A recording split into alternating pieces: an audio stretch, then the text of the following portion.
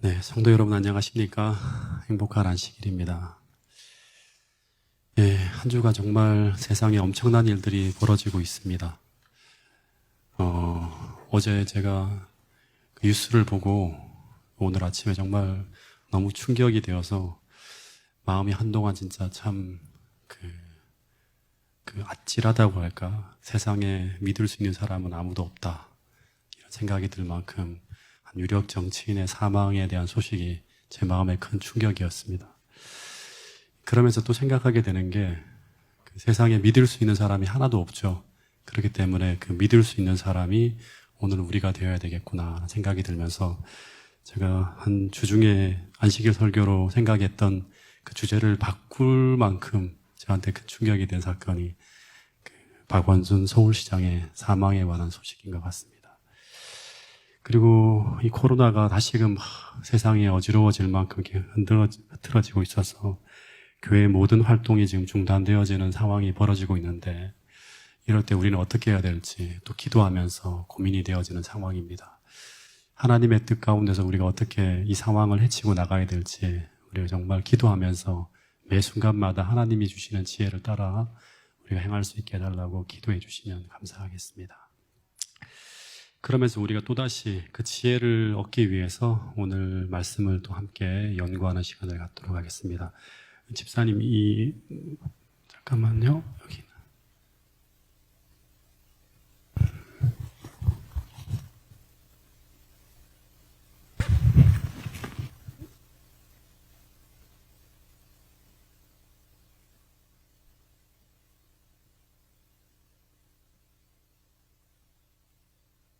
네, 오늘은 창세기 42장으로 들어가 보도록 하겠는데요. 이제 창세기가 몇 장이 남지 않았습니다.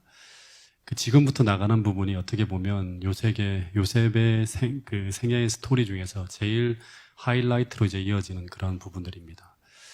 귀한 교훈들을 우리가 함께 배우면서 우리가 오늘 이 시대에 또 배워야 될 중요한 또 지혜들을 얻게 되기를 바라겠습니다.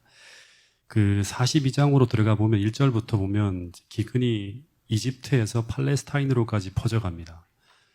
그러면서 이 기근의 때 팔레스타인에 머물고 있는 야곱과 그의 아들에 대한 이야기가 이제 시작되어지는 걸 볼 수 있습니다. 먼저 1절부터 4절까지의 말씀을 같이 한번 읽어보겠습니다.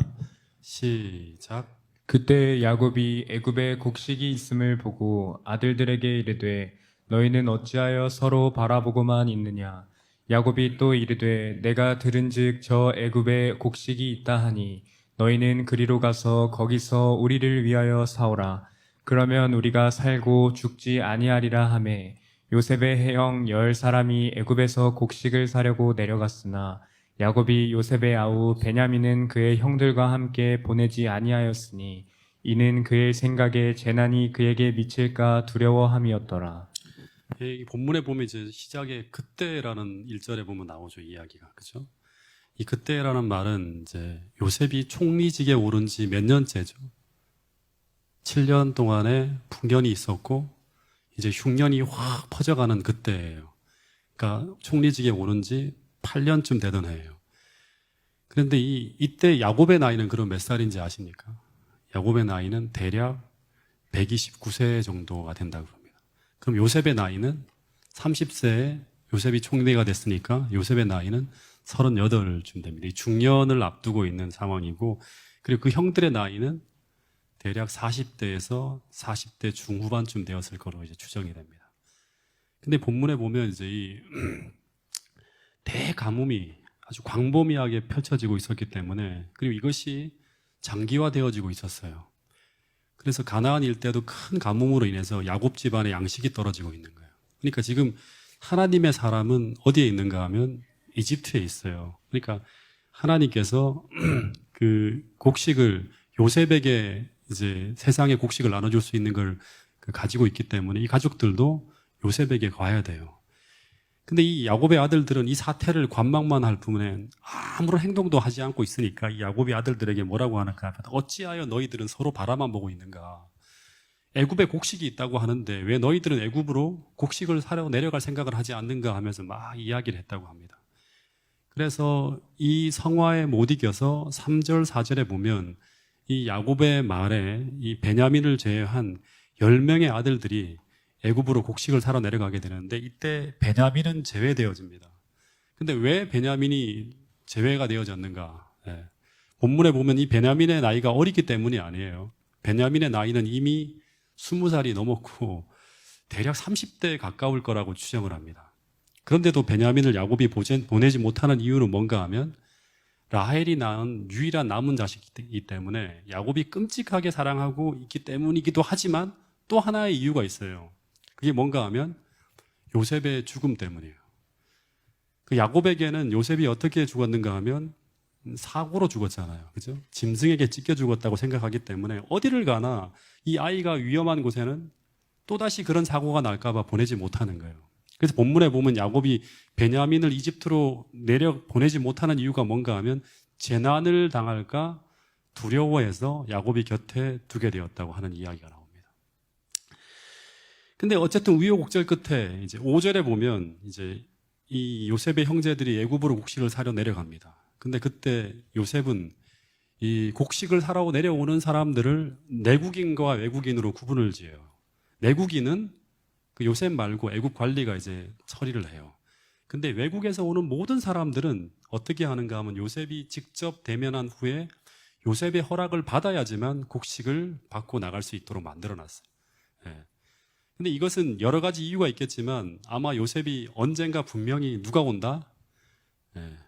아버지 집에서 곡식을 구하기 위해 형들이 올 것이라는 걸 알고 있었고 그때 형들을 만나기 위해서 요셉은 그날 자리를 떠나지 않고 계속 오는 사람들을 다 살피고 있었을 거예요. 근데 하루하루 모든 사람을 조사하면서 지나가고 있던 어느 날 드디어 가나안에서 온 사람이 왔다고 하는데 근데 들어오라고 해서 딱 사람들을 이제 봐요. 근데 누가 와 있는 거예요? 자신의 형들이 와 있는 거예요. 이때 아마 요셉은 가슴이 막 쿵닥쿵닥쿵닥 뛰면서 너무너무 하여튼 간에 막 떨렸을 거예요. 예. 그 자신을 이집트로 팔아넘긴 그 형들이 지금 와 있는 거예요. 근데 한두 명이 종들을 데리고 온 게 아니라 어떻게 왔는가 하면 베냐민을 제외한 모든 형들이 다 그곳에 와 있는 거예요. 근데 이때가 그 이 형들과 요셉이 헤어진 지 몇 년 만인지 아십니까? 예. 20년 만이에요. 노예 생활 13년, 그리고 총리 생활 7년이 지나고 이제 8년째잖아요. 그러니까 21년에서 20년 만에 이제 보는 거예요. 근데 7절에 보면 요셉은 즉시 이 형들을 알아보았다고 합니다. 근데 이 요셉의 형들은 요셉을 알아보지 못합니다. 그 이유는 뭔가 하면 요셉의 나이가 지금 17살짜리 이 소년이 어떻게 된 거예요? 38살로 이렇게 확 중년으로 변해버린 거예요. 그리고 또 하나는 이 애굽 사람처럼 그 이집트 의복을 입고 있었고 더군다나 요셉은 지금 무슨 언어를 사용하는지 아십니까? 히브리인들의 언어를 사용하지 않고 이집트어를 사용해요. 예. 그리고 또 하나는 뭔가 하면 노예로 팔린 이 요셉이 죽었다고 생각하고 있는데 총리가 되어서 그들 앞에 서 있을 것이라고는 그 형들은 꿈에도 생각하지 못했을 거라고 하는 거예요. 예. 근데 6절에 보면 이들이 요셉 앞에 어떻게 합니까? 엎드려서 머리를 숙여 절을 하고 있습니다. 이때 요셉이 그 20년 전에 그가 꾸었던 꿈을 회상하게 되었을 거예요. 예. 근데 여기서 우리가 꼭 봐야 될 성경 말씀이 하나가 있습니다. 이 말씀은 같이 한번 읽어보겠습니다. 창세기 37장 20절입니다. 시작. 자, 그를 죽여 한 구덩이에 던지고 우리가 말하기를 악한 짐승이 그를 잡아 먹었다 하자. 그의 꿈이 어떻게 되는지를 우리가 볼 것이니라 하는지라. 그러니까 여기 보면 이 형들이 이게 어떤 내용인지 아시죠? 요셉이 채색 옷을 입고 형들을 만나기 위해서 막 도단으로 달려올 때 그들은 이 요셉을 죽일 계획을 서로 짜고 난 다음에 서로 합의했어요. 죽이자고. 모든 형제들이 다, 10형제들이 다 합의를 한 거예요. 그리고 난 다음에 이런 말을 하는 거예요. 자, 그를 죽여서 한 구덩이에 던지고 우리가 말하기를 악한 짐승이 그를 잡아먹었다고 하자. 그러면 그의 꿈이 맨날 요셉이 하는 그 꿈이 어떻게 되는지를 우리가 볼 것이니라 하는 그런 이야기를 했다고 합니다. 이 말이 어떤 말인가 하면 그 형들이 요셉이 꾼 그 꿈은 그들이 그렇게 되기를 원하지 않는 꿈이었어요. 그래서 그들은 이 꿈이 하나님이 주신 꿈이 아니라고 조롱하며 비웃는 거예요. 그리고 요셉을 애굽에 팔아버림으로 말미암아 그 하나님이 주신 그 예언의 성취를 막으려고 했던 사람들이 바로 이 열 형제들이에요. 그래서 우린 여기서 하나 기억을 해야 되는 거예요. 하나님께서 예언하신 말씀은 천지가 없어지기 전에는 결코 사라지지 않으며 하나님이 정하신 때 그 율법의 1.1회까지 다 성취되어진다고 하는 사실을 우리는 믿어야 된다고 하는 거예요. 이 하나님이 주신 이 예언이 얼마나 구체적이고 디테일하게 그 하나하나의 내용들이 정확하게 성취되어지는지를 요셉은 이 상황을 보면서 아마 크게 느꼈을 거예요. 자기의 곡식단 앞에 10개의 형들의 단이 다 머리를 숙인다고 하는 것. 자기가 서 있는 그 위치에 그 아버지와 어머니와 그 다음에 또 모든 어떤 형제들의 별들이 다 절하는 걸 자기가 꿈을 꿨잖아요. 그대로 이루어지는 거예요, 지금. 동시에 요셉이 이들을 보면서 또 어떤 생각을 하게 되었는가 하면 이들 중에 누가 없다? 베냐민이 없는 거예요. 베냐민이 없는 거예요. 그래서 부조화스지에 보면 모든 형제들이 다 왔잖아요. 다 왔는데 근데 그들 중에 베냐민이 있어야 되는데 베냐민이 사라진 걸 보면서 요셉은 어떤 생각을 하는가 하면 이런 생각을 했다고 합니다. 혹시 이 잔인무도한 형들이 나뿐 아니라 이 베냐민까지 아버지가 편애한다는 이유로 죽였을지 모른다는 생각을 하게 됩니다. 그러면서 요셉이 이것을 확인하고자 아주 날카롭고 엄한 말로 이런 어떤 신문을 하게 돼요. 자, 7절부터 13절까지 한번 읽어보겠습니다. 7절부터 13절까지 시작. 요셉이 보고 형들인 줄을 아나 모르는 채 하고 엄한 소리로 그들에게 말하여 이르되 너희가 어디서 왔느냐? 그들이 이르되 곡물을 사려고 가나안에서 왔나이다. 요셉은 그의 형들을 알아보았으나 그들은 요셉을 알아보지 못하더라. 요셉이 그들에게 대하여 꾼 꿈을 생각하고 그들에게 이르되 너희는 정탐꾼들이라 이 나라의 틈을 엿보려고 왔느니라. 그들이 그에게 이르되 내 주여 아니니이다. 당신의 종들은 곡물을 사러 왔나이다. 우리는 다 한 사람의 아들들로서 확실한 자들이니 당신의 종들은 정탐꾼이 아니니이다. 요셉이 그들에게 이르되 아니라 너희가 이 나라의 틈을 엿보러 왔느니라. 그들이 이르되 당신의 종 우리들은 12형제로서 가나안 땅 한 사람의 아들들이니라. 막내 아들은 오늘 아버지와 함께 있고 또 하나는 없어졌나이다. 예. 여기 보면 이 요셉이 이 형들을 뭐로 몰아가는가 하면 정탐꾼으로 지금 몰아가고 있습니다. 예. 그 가나안 정탐꾼으로 몰아가고 있는 거예요. 그러니까 이제 이 스토리가 어떻게 이제 배경이 되는가 하면 이집트의 동북 쪽에는 가나안 족속들이 살고 있는데 이집트라는 나라는요, 이 가나안 족속들 때문에 굉장히 고통을 당했어요. 그러니까 과거 우리나라 조선시대 때처럼 이 왜구들이 계속 침입하잖아요. 그런 것처럼 이집트라고 하는 이 풍요로운 땅을 아주 자주 침입하는 귀찮은 존재들이 누구인가 하면 이 가나안 족속들이라고 합니다. 근데 지금은 이 가나안 일대가 지금 흉년이 들어가고 먹을 것이 다 사라지고 있었기 때문에 수많은 가나안인들이 애굽에 곡식을 구하러 오고 있었는데 문제는 그들 중에 곡식을 구하는 장사꾼으로 위장을 해서 와서 이 양식을 약탈하려 할지도 모른다는 염려가 계속 있었다고 합니다.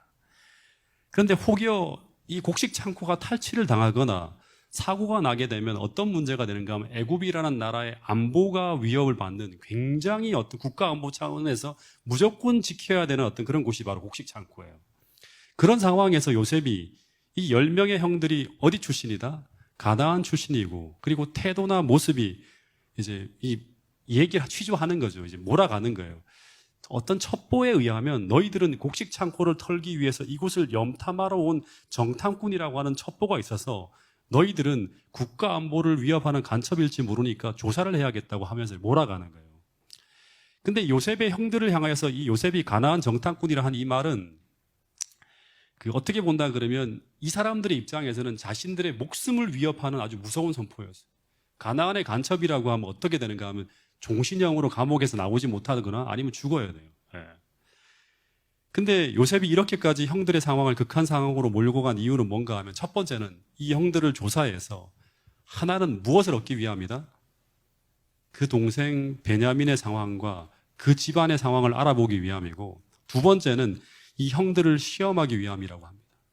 진짜 이 형들의 인격과 양심이 정말 변화된 사람인지 아니면 옛날에 그 모양 그 모습인지 재확인하고자 이렇게 신문을 해 나갔다고 합니다.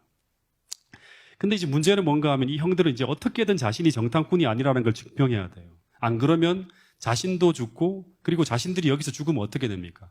가나안에 있는 가족들도 다 죽게 되는 거예요. 양식을 갖고 가지 못하게 되면. 근데 아무리 해도 믿지 않으니까 이제 자신은 정직한 사람이라는 것을 입증하기 위해서 이제 어떤 이야기를 하고 있는가 하면 이제 자신의 가족에 관해서 구체적으로 이야기합니다. 우리는 정탐꾼이 아닙니다. 우리는 평범한 사람의 한 아들이라고 하면서 이제 주장을 하는 거예요. 그러면서 원래는 10명이 전부라고 우기다가 이제 우리가 전부 다 왔잖아요. 그 뒤에 뭐가 있는 게 아니에요. 우리가 10명이 전부라고 우기다가 워낙 총리가 하나라도 거짓이 드러나면 너희들은 전부 다 정탐꾼이고 다 죽을 줄 알아. 그러니까 아버지는 누구고 아버지의 아들은 원래는 12명이라고 얘기하는 거예요. 예. 근데 12명 중에서 막내 아들은 지금 아버지와 함께 있고 이 말을 했을 때 요셉이 아주 안도의 한숨을 쉬었을 거예요. 아, 살아있구나 하면서. 예. 그리고 또 하나는 없어졌다고 하는데 이 없어졌다고 하는 단어는요, 이 원어를 살펴보면 죽었다는 거예요. 그러니까 이들은 지금 요셉이 죽은 줄로만 아는 거예요. 그래서 12명이 아닌 10명이 여기까지 왔다고 하면서 자신들은 정탐꾼이 아니라 한 아버지 밑에 살고 있는 평범한 사람들이라고. 모두 다 합쳐봤자 너무나 적고 작은 종족이라서 절대로 애굽의 적대적인 행동을 할 수조차 없는 작은 부족이라고 하는 걸 믿어달라고 하는 거예요. 그러자 요셉이 뭐라고 하는가 하면 너희들이 하는 그 이야기가 정말 진실하다면 그 이야기의 진실성을 입증해야 된다고 합니다. 왜냐하면 너희는 지금 의혹을 받고 있는 사람들인데 그런데 정말로 너희들이 한 아버지 밑에 살고 있는 12형제들이 맞다면 그 이야기의 진실함을 입증하는 길은 하나다. 그것은 바로 뭐다? 지금 이 자리에 보이지 않는 누구를 데려오라?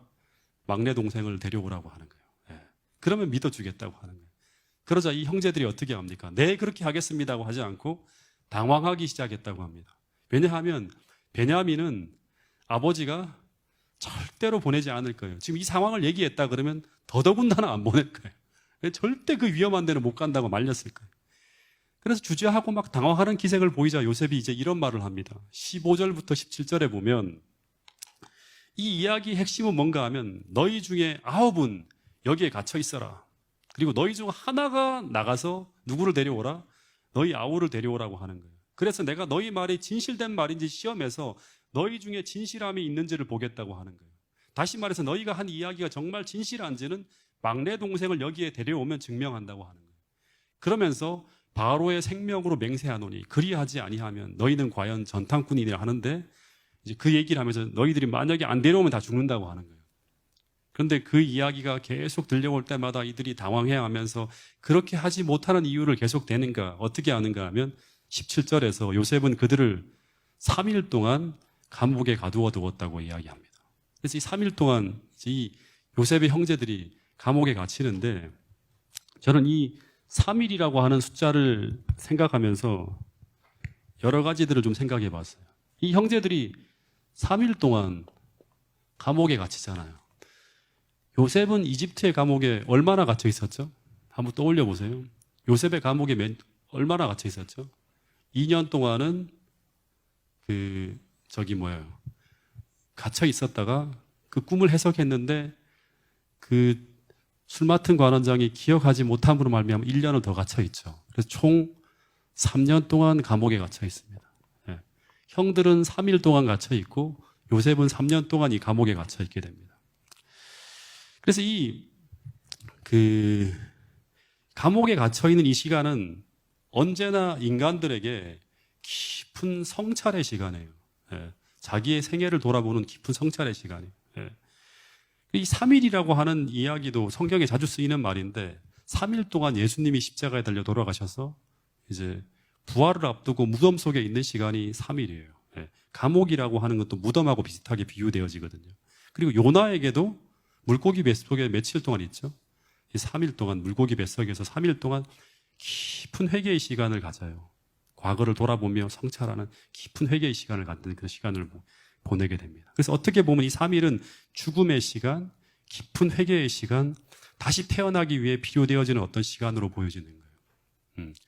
그리고 이 요셉은 이 3일에 비해서 3년이라는 시간을 보내잖아요. 어떻게 보면 더 큰 일을 위해서 하나님께서 더 오랫동안 성찰할 수 있는 시간들을 보내기 위해서, 다시 태어나게 하기 위한 더 큰 인물로 태어나게 하기 위해서 3년이라고 하는 시간을 감옥 속에 머물고 있게 한 것이 아닌가 하는 생각이 들어요. 근데 이 10명의 형제들이 이 애굽의 감옥에서 어떤 생각을 하면서 보냈을까요? 어떤 생각을 하면서? 부조화 선지자에 보면 애굽의 감옥에서 지낸 3일간은 그의 형제들이 그들의 과거의 죄를 반성하는, 그러니까 반성한다는 말은 정확하게 번역을 하면 이 회개의 시간이라고 할 수 있겠죠. 괴롭고 슬픈 날들이었다고 부조화 선지자 225페이지에서 226페이지에 보면 적혀 있습니다. 예. 그러니까 과거의 죄를 반성하는 괴롭고 슬픈 날들이었다. 그들은 왜 이 애굽의 감옥에 머무는 이 3일 동안 자신의 억울함을 토로하지 않고 자신의 과거의 죄를 떠올렸을까 생각해 보게 됩니다. 만약에 이 사람들이 과거의 모습의 어떤 그런 이 10명의 형제들이라 그러면 억울하게 감옥에 갇혔잖아요. 그죠? 그러면 억울함을 토로하면서 불평하고 원망하고 왜 나를 이 감옥에 집어넣는 거야? 저 총리는 어떤 인간이야? 하면서 막 진짜 난리가 났겠죠. 유다의 과거의 모습을 떠올려 보세요. 예. 근데 부조화 선지자에 보니까 이런 글이 있더라고요. 참 우리에게 깊은 감동을 주는 글인데요. 요셉이 그의 형제들로부터 떨어져 있던 여러 해 동안 야곱의 아들들의 성품은 어떻게 되었다? 변화되었다. 그들이 전에는 질투하고 불온하고 속이기 잘하고 잔인하고 복수심이 강했으나 역경을 겪은 지금에는, 이 말이 정말 중요한 거예요. 계속 어려움이 온 거예요. 역경을 겪은 지금은, 요셉은 이집트에서 역경을 겪었지만 이 야곱의 아들들은 어디서? 그 팔레스타인 일대에서 계속 역경을 겪은 거예요. 그러면서 어떻게 바뀌었다? 이타적이고 서로 간에 진실하고 그들의 아버지께도 효도했으며 중년이에 접어들었으나 지금 40에서 40대 중반, 아버지의 권위에 복종하는 사람들. 그래서 이집트로 내려간 거예요. 그래서 다시 말해서 그들은 계속 역경 속에서 어려움을 겪어가면서 그들 안에 믿음이 자라나고 있었다고 하는 거예요. 믿음이. 예. 그래서 이 믿음의 특징 중에 하나가 뭐냐 그러면 이 믿음의 성장이라고 하는 거 굉장히 중요하거든요. 예. 믿음이라고 하는 것 특징 중에 하나는 뭔가 하면 믿음은 어려움을 만나게 될 때 우리로 불평하게 하거나 원망하게 하지 않고 스스로를 돌아보며 성찰하게 합니다. 예. 믿음은 어려움을 만나게 될 때 우리로 하여금 불평하게 하거나 원망하게 하지 않고 스스로 돌아보며 성찰하게 하는 거예요. 예. 그래서 이들은 이 애굽이라는 감옥에서 억울하게 갇혀 있었지만 그들은 그 가운데서 자신의 과거를 돌아보면서 깊은 성찰의 시간을 갖게 되는 거예요. 그래서 역경이라고 하는 건 어려움이 찾아올 때 믿음이 있는 사람들은 그 역경 속에서도 계속 성장하는 거예요. 자기를 돌아보고 더 성찰하고 더 하나님 앞에 자신을 드리는 가운데 나가게 하는 거. 반면에 믿음이 없는 사람들은 불평하고 원망하며 무너지는 거예요. 예. 그리고 또 하나 이 애굽이라고 하는 것은 이 형제들에게 어떤 장소인가 하면 잃어버린 동생이 요셉이 어디로 팔려갔어요? 이집트로 팔려갔잖아요. 그래서 늘상 그들은 이 애굽을 생각할 때마다 그들이 과거 저질렀던 죄인 그 동생이 막 괴로워하면서 막 팔려가는 그 상황 속에서 무정하게 동생을 팔아버렸던 그 생각이 계속 마음에 떠올랐을 거예요. 그래서 아버지가 애굽에서 왜 곡식이 있다고 하는데 애굽으로 안 가느냐고 하는데 이 형제들이 계속 못 가고 주저하는 이유가 어떤 주석에서는 그 요셉에 대한 기억 때문에 가지 못하고 계속 주저했을 것이라고 하는 그런 이야기도 나옵니다. 그래서 이 애굽이라고 하는 곳은 과거에 그들이 저질렀던 죄인 그 동생을 늘 마음에 떠오르게 하는 그런 장소예요. 근데 더하여서 지금 애굽의 감옥에 자신들이 억울하게 정탐꾼으로 몰려서 갇히게 된 거예요. 그러니까 어떤 생각을 하게 될까요? 예. 똑같이 자기 동생이 어떻게 억울하게 애굽의 노예로 팔려가는 그 상황을 떠올리면서 자신들의 억울함보다는 그 동생에게 행한 무엇이 생각난다? 이 죄값이 생각나는 거예요. 우리가 이렇게 억울하게 이 옥에 갇힌 것은 무엇 때문이다? 동생에게 행한 그 죄값을 지금 우리가 받는구나 하는 이런 생각이 떠올랐다고 하는 거예요. 예. 그 이야기가 다음에 이야기해 보면 나와요. 그래서 이런 상황을 하나님께서 만드심으로 하나님은 이들이 이 3일 동안 그들의 가슴 속에 오랫동안 감춰졌던 그 큰 죄를 다시금 떠올리게 만들어서 그 죄에서 완전히 용서받고 완전히 그 죄를 해결하게 함으로 말미암아 하나님께 자유롭게 나갈 수 있는 그 기회를 만들기 위해서 이 상황을 하나님께서 만들어 가시는 거예요. 근데 3일쯤 되는 날 요셉이 더 이상 형제들을 가두어 둘 수가 없었다고 합니다. 왜냐 그러면 이 아버지와 함께 사는 가족들이 지금 먹을 것이 없어서 고통당하고 있기 때문에 더 이상 가둬둘 수가 없는 거예요. 그래서 요셉이 엄한 태도를 바꾸어서 아주 부드럽게 인정을 베푸는 척 하면서 너희들을 풀어줄 테니까 곡식을 사가지고 가라고 합니다. 그 대신에 혹여 내가 너희들을 완전히 믿을 수가 없으니까 이제는 어떻게 하라? 9명이 다 갇히는 대신에 1명만 갇혀 있고 대신 나머지 9명이 곡식을 가지고 형제들에게 갖다 주라고 하는 거예요. 가족들에게. 그러면서 하는 말이 뭔가 하면 꼭 막내 동생은 데리고 오라. 그런 거예요. 그러면 1명 갇혀 있는 이 형제를 내가 풀어주겠다고 하는 거예요. 근데 이 이야기를 요셉이 통역을 세워서 하는 거예요. 이집트 말로 하면 이 사람들이 히브리어로 통역을 세워서 하는 거예요. 근데 이들은 이 총리가 자신들의 말을 알아듣는 줄 모르고 요셉 앞에서 자유롭게 이야기를 해요. 이 이야기를 들으면서. 근데 이 이야기를 들으면서 요셉이 비로소 마음속에 형들에 대한 앙금이 풀어지기 시작합니다. 그 이야기가 어떤 이야기인지 한번 같이 들어보겠습니다. 네. 안 나오네요. 여기 21절부터. 네. 21절부터 24절까지의 말씀입니다. 같이 읽어보겠습니다. 시작. 그들이 서로 말하되 우리가 아우의 일로 말미암아 범죄하였도다. 그가 우리에게 애걸할 때에 그 마음의 괴로움을 보고도 듣지 아니하였으므로 이 괴로움이 우리에게 임하도다. 르우벤이 그들에게 대답하여 이르되 내가 너희에게 그 아이에 대하여 죄를 짓지 말라고 하지 아니하였더냐. 그래도 너희가 듣지 아니하였느니라. 그러므로 그의 핏값을 치르게 되었도다 하니 그들 사이에 통역을 세웠으므로 그들은 요셉이 듣는 줄을 알지 못하였더라. 요셉이 그들을 떠나가서 울고 다시 돌아와서 그들과 말하다가 그들 중에서 시므온을 끌어내어 그들의 눈앞에서 결박하고. 예, 이 스토리를 가만히 읽어보면 제가 이 스토리를 여러 번 읽으면서 어떤 생각이 들었는가 하면 마치 보이지 않는 예수님과 지금 이들은 이 앞에 이 요셉이 자기들이 팔아먹은 그 동생인지 몰라요. 그러니까 보이지 않는 예수님과 같은 존재처럼 보이는 이 요셉 앞에서 이 10명의 형들은 지금 요셉이 던지는 여러 가지 문제를 통해서 그들 안에 있는 변화된 품성과 인격과 신앙과 양심을 계속 드러내고 있는 거예요. 네. 제가 자주 이야기하지만 이 스토리 속에서 자주 요셉은 예수님을 표상하는 모습으로 드러납니다. 네. 요셉은 예수님과 가장 많은 부분에서 이게 일치하는 면들이 보이는 존재예요. 그리고 여기에 이 야곱의 11 아들들은 이 예수님이 나타나기에 앞서서 재림 직전에 하나님을 믿는 사람들이라고 공언하는데 정말 하나님의 백성으로서 그 신앙과 믿음이 준비되어져 있는지가 시험되어지는 어쩌면 조자심판을 경험하는 하나님의 남은 백성의 무리를 표상하는 것처럼 자꾸 보여져요. 그런데 이 시험이 굉장히 철저하게 테스트되어지고 있는 걸 볼 수 있어요. 그러니까 쉽게 안 드러나요. 철저하게 어디까지 완전히 이 사람들이 하나님 백성들로 변화될 때까지 계속 테스트가 진행되는 걸 볼 수 있습니다. 왜냐하면 이 야곱의 그 10명의 아들들은 나중에 뭐가 되어야 되는가 하면 하나님 나라의 기초를 이루는 조상들. 이 사람들은 나중에 요한계시록에 가면 어디까지 가는가 하면 하나님의 그 예루살렘의 기초를 이루는 어떤 존재들로 다 이름이 세워지는 걸 볼 수 있습니다. 그래서 이들은 믿음의 조상들이 되어야 되기 때문에 여기서 그 믿음을 드러내지 못하면 어떻게 되는가 하면 이들은 결국에는 그 예수님의 도움을 받지 못하고 결국에 탈락하게 돼요. 그래서 이들은 이 기근에서 어쩌면 요셉의 도움을 받지 못하고 요셉을 피해 달아나게 돼요. 이 테스트에서 통과되지 못하면. 그래서 이 환란의 때 요셉을 떠나면 살 곳이 있나요, 없나요? 없죠. 그러니까 마지막 때 양식은 오직 요셉에게만 있는 거예요. 이들은 요셉의 그 시험에 통과되어져서 끝까지 요셉의 곁에 머물든지 요셉을 통해 양식을 공급받는 위치에 있어야지만 이 마지막 때 환란을 통해서 살아남는 이들이 되는 거예요. 근데 그 첫 번째 테스트는 뭔가 하면 과거의 죄를 정말 철저하게 뉘우치며 회개하고 정말 그 악을 버렸는가 하는 거예요. 정말로 하나님의 사하심을 받은 속에서부터 정말 정결하고 깨끗한 그런 모습으로 이들이 회복되어졌는가를 계속 시험하는 거예요. 어쨌든 요셉은 이 형들이 자신에 대해서 이런 이야기를 하고 있는 것을 듣고 감정을 억제할 수 없어서 밖에 나가서 실컷 울어요.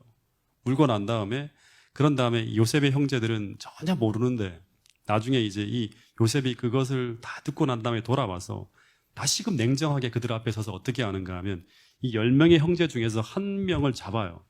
감옥에 가두는데 그 이름이 뭐죠? 네. 시므온은 몇째 아들입니까? 네? 네, 시므온은 몇째 아들인가 하면 둘째 아들이에요. 네. 근데 왜 시므온을 가두었을까요?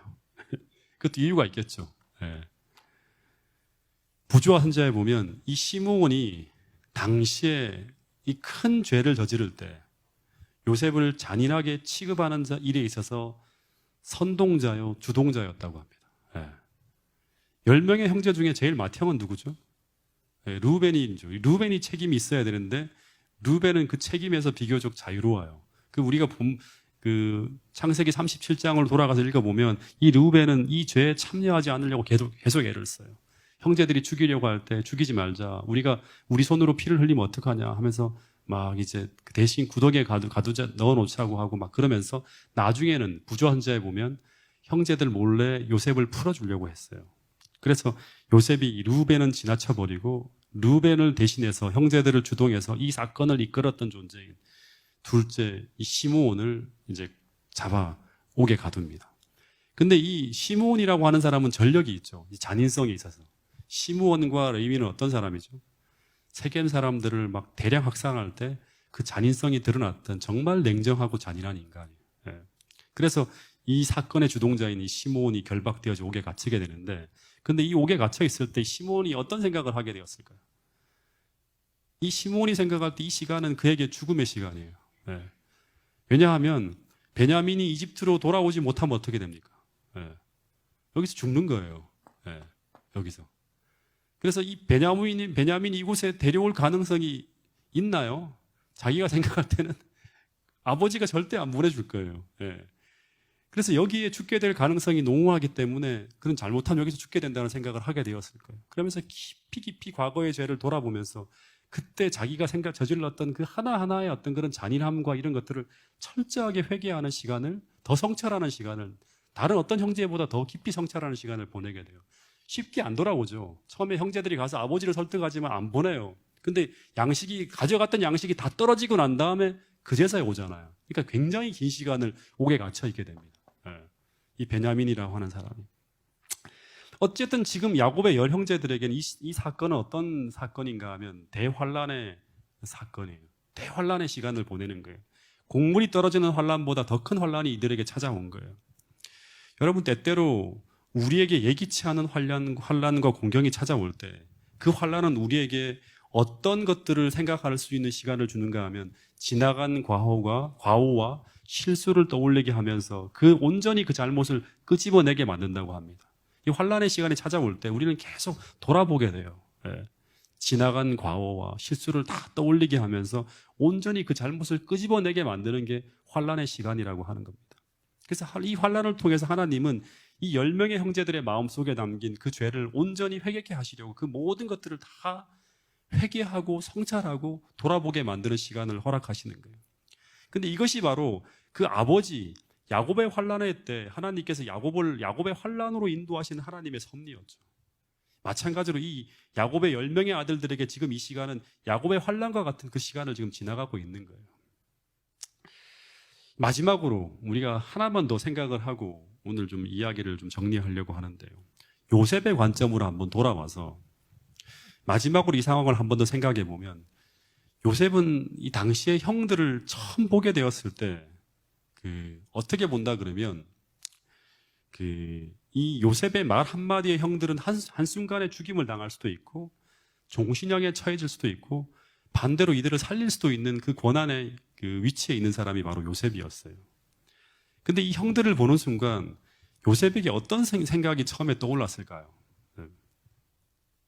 요셉도 인간이잖아요. 그죠? 네. 과거에 그의 형들이 그에게 행했던 그 모질고 악한 모습들이 떠오르지 않았을까요? 그런 생각이 전혀 안 떠올랐을까요? 네. 과거에 정말 치가 떨릴 정도로 악하게 행한 그 형들의 모습이 오버랩 되어서 막 떠올랐을 거예요. 이 형들을 거부하고 싶은 마음이 떠올랐을 거예요. 왜냐 그러면 사단이라고 하는 존재는 그런 생각을 요셉에게 넣어줄 수 있어요. 예수님도 십자가에 달려 계실 때 사단이 온갖 어떤 그런 이 뭐예요? 제자들의 악한 모습들, 유대인들의 악한 모습들을 막 떠올렸다고 하거든요. 막 집어넣었다고 하거든요. 그런 것처럼 똑같이 사단은 지금 요셉에게 그 과거 형들의 자기에게 했던 그 잔인함과 악함을 치가 떨릴 정도로 악한 모습을 막 떠올리게 만들었을 거예요. 근데 반면에 하나님은 이 순간 요셉에게 무엇을 생각하게 했을까요? 한번 생각해 보는 거예요. 그에게 주신 꿈을 생각하도록 도와주셨을 거예요. 그 꿈이라고 하는 것은 뭔가 하면 요셉이라고 하는 곡식단 앞에 10명의 형제들이 그 엎드려서 절하는 꿈이었다고. 이것은 바로 뭔가 하면 앞으로 흉년이 들 때 하나님께서 요셉의 곡식을 통해서 형들을 먹여 살린다고 하는 의미예요. 즉 하나님께서 요셉을 이곳에 보내신 것은 곧 자신의 가족을 구원하기 위해서라고 하는 사실을 깨닫게 하셨을 거예요. 다시 한번 계속. 이 이야기는 나중에 요셉이 형들에게 말을 해요. 그죠? 고백하는 그 성경의 이야기가 나오죠. 그래서 요셉은 순간적으로 그의 머리에 떠오르는 그 과거 형들에 대한 트라우마와 그 억울하고 미운 모든 생각들을 어떻게 해야 되는가 하면 물리치고, 이걸 물리쳐야 돼요. 물리치고 오직 하나, 내가 오늘 여기까지 이르게 된 이유는 오직 하나, 기근 가운데서 하나님의 가족을 살려내는 것이었고 그들의 생명을 지켜내는 것이라고 하는 이 생각을 굳게 붙들었던 거예요. 여러분, 이게 어떻게 보면 요셉의 마음속에 벌어지는 선악의 대쟁투였어요. 다시 말해서 나는 이들 중에 단 한 명도 죽게 해서는 안 된다는 것이 아마 요셉의 생각이었을 것입니다.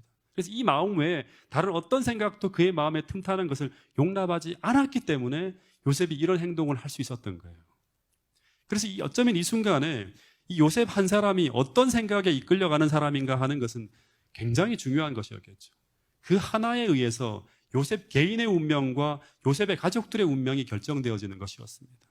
그래서 만약 요셉이 용서할 수 없는 과거의 고통이나 원한에 그의 마음이 머물러 있었다면, 그 생각에 그가 끌려가는 사람이었다면 그는 그가 가진 그 힘을 가지고 모든 하나님의 계획을 다 망쳐버릴 수 있는 거예요. 그죠? 그 사적인 감정에 조금이라도 들렸다고 하면. 여러분, 그래서 이 부조 한자에 보면 반복해서 계속 나오는 내용이 뭔가 하면 하나님께서 그 요셉으로 하여금 그곳에 보내신 것은 형제들을 보복하기 위해서가 아니라 그 모든 것을 누구에게 맡겨야 되는가 하면 하나님께 맡기고, 그건 하나님께서 판단하실 일이고 내가 지금 그 위치에 서서 해야 될 일은 뭔가 하면 그들을 구원하고 살리기 위해서 내가 그곳에 있다. 이 생각들을 그의 마음속에 담고 이 사명이 그의 마음속에 불타올랐을 때, 그의 마음을 붙들었을 때 그는 하나님이 원하시는 옳은 일을 계속하게 되는 것입니다. 그 선택에 하늘이 지혜와 능력을 계속 그에게 부어주면서 하나님께서 함께 하시는 그 형통함을 옥에서도 보디발의 집에서도 그리고 그 이후 총리에서도 그 위치에서도 계속하게 되었다고 하는 것이 성경의 이야기입니다. 여러분, 말씀을 줄이면서 오늘 하나님께서 나에게 어떤 직분을 주심과 나를 그 위치에 세우심은 어떤 주의 뜻 가운데서 그 직분을 주셨는지 우리가 그걸 깊이 생각을 해야 됩니다. 그리고 그때마다 나는 어떤 마음과 어떤 감정과 어떤 생각을 품고 행해야 하는지를 날마다 생각하면서 매 순간마다 하나님께서 원하시고 바라시는 그 옳은 것을 선택할 수 있는 여러분과 제가 될 수 있기를 간절히 바라면서 오늘 이 창세기의 말씀을 줄이도록 하겠습니다.